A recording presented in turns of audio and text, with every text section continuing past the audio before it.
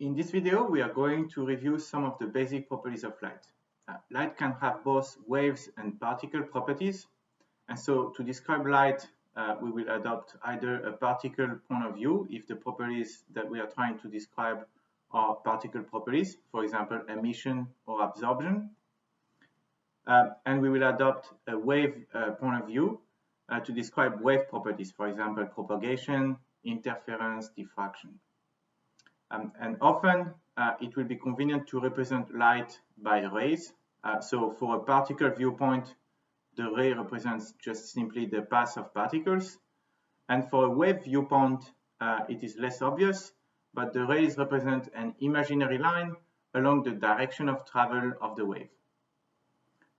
So now we're going to use rays to describe the reflection and refraction of light. If you want a description with waves, then the LibreText is very nice, and you can see the explanation of reflection and refraction from Huygens principle.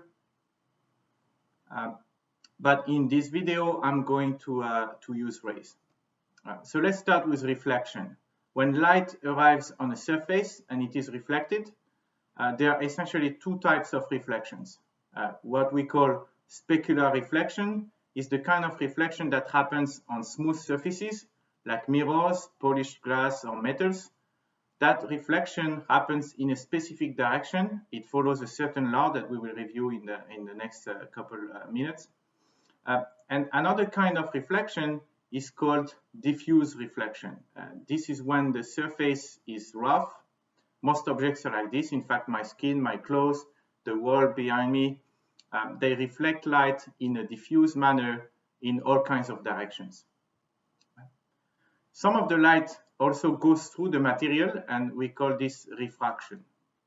So make sure to pay attention to the spelling here. Do not confuse refraction with diffraction. Now, for a flat interface between two materials that are labeled as material A and material B, then the reflected ray will follow what we call the law of reflection, which says that the angle theta A is equal to the angle theta R. And the angle theta A and theta R are angles that are measured from the normal to the interface. And for the refracted ray, it will follow the law of refraction, which is also called Snell's law. And this law says that NA sine theta A is equal to NB sine theta B. And again, theta B is the angle of the refracted ray that is measured from the normal to the interface. Now on the schematic on the left, you see an example where NA is smaller than NB. And so if you want to keep NA sine theta A equal to NB sine theta B, then if NA is smaller than NB, then theta A has to be larger than theta B. So what this means is that the refracted ray is closer to the normal compared to the incident ray. Right? So it's bending towards a direction that is closer to the normal. In this other example, NA is larger than NB.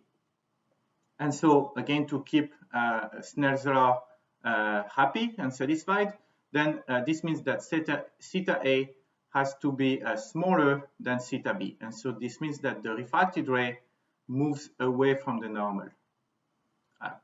And in fact, you can see that right now on your desk, right? Just take a glass of water with a straw in it, and you can see that the straw seems to be broken. In fact, on this picture here, you can see that it seems that the part of the straw that is inside the water is too much on the right side. And this is because in this example, material A is water with an index of refraction of 1.33.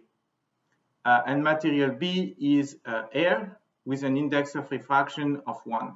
So we have NA larger than NB, which imposes that theta A will be smaller than theta B. Right. So now if you're the observer and you receive light coming from the straw, then it looks as if the straw is actually shifted to the right compared with the real position. Right? And this is because our brain does not know Snell's law, right? So we see light coming from the right, we think that the object is on the right. And the same thing for this duck. In fact, it looks like it is cut into two pieces, but it's just probably the effect of refraction.